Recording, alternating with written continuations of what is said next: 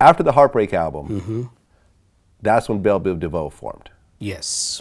Okay. And it formed because we were at the Forum. We did the last show.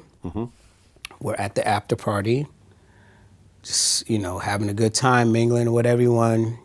And we're talking to Jimmy Jam and Terry Lewis.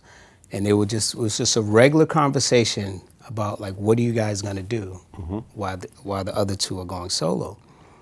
And we were just shooting ideas. We never said we're going to perform a group. We just said, well, we'll try to get into management or more the business side of the group, of the entertainment business, maybe producing, writing. And they just casually suggested, why don't you guys just become a group? And we thought, oh, that's a cool idea. And we just took it and ran with it. Okay. Yeah. Because Ralph Tresvant was going solo. Yes. Johnny Gill was going solo. Yeah. And Bob was doing his thing. already solo. Exactly. Okay. And I'll be dead honest with you. At the time, I was still like in high school and stuff like that. I was not a New Edition fan like that because it was really, the girls liked New Edition. Right. But I absolutely loved Bell Biv DeVoe. Oh, I was a hip hop head. Right. Thank you. And it was such a, what I didn't realize until doing my research is the Bomb Squad were doing the beats. Oh, yeah. And that's Public Enemy. Yes. America's Most Wanted, Ice Cube. Exactly. And that's what drew us to them, that sound. What they did on Ice Cube's first album and just Public Enemy, just the aggressive of the bottom and just, it was just noisy and, head banging. We wanted that, but with hip hop grooves and be able to put melody on top of that. Right. So Jimmy Jam and Terry Lewis weren't involved in that, or? Not at all. Really? Because listen, at that time, it was like you got with whatever producers based on the budget that you had to work with. Okay, so you couldn't afford them? No, we couldn't afford him. We couldn't afford him. We couldn't afford Babyface. We couldn't afford R. Kelly, Teddy Riley, none of that.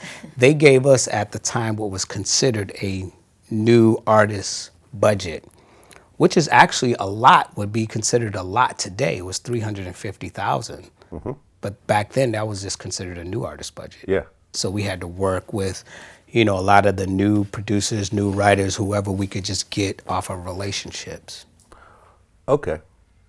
When you recorded Poison, did you have any idea what you had on your hands? Yeah. Yeah? Oh, yeah. When we heard the demo was like, it was on a cassette and it was done on an 8-track. It was really trashy.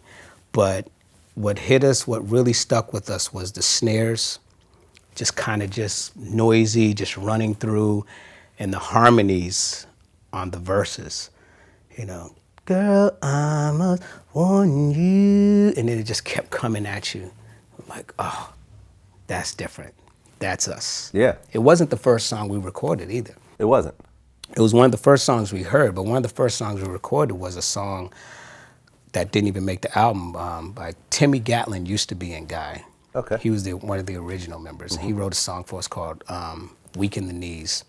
That didn't even make the album, but he also helped us produce I Do Need You and Smile Again with Wokey Stewart.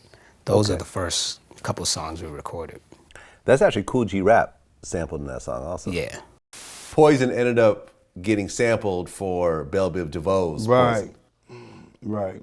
That must have been a nice little check that comes every so often, or very often. Absolutely. That song comes out and it's forget about it.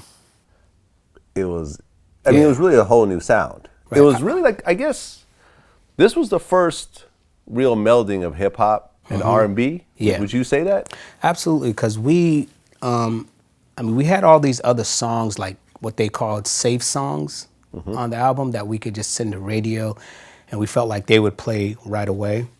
But we knew as far as our image, like we wanted to dance, and we wanted to be in the clubs, like for once. And we felt like everyone, they didn't know what to expect from us anyway, so we felt like we could really take a chance. Like we don't have anything to lose by coming with this. But it was a battle trying to get that song as the first single with our label. We had to fight with them because their radio guy was like, I can't get this played. I've already tested it with program directors, and back then they didn't even play rap on the radio. Right. When you had a song, an R&B song, you had to take the rap out. Right, because there were no hip hop radio stations back then. Nah, There not was at no all. KMEL or Nah, yeah. This is none all of that. before then. It's all before then. Aha. So we had to fight for that. But what we did was we saw a video by Third Base, and they were in the train station, and it was just really a bugged out video.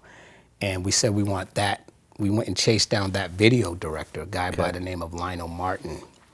So we found him, and we shot the Poison video, and we took it to Donnie Simpson at BET.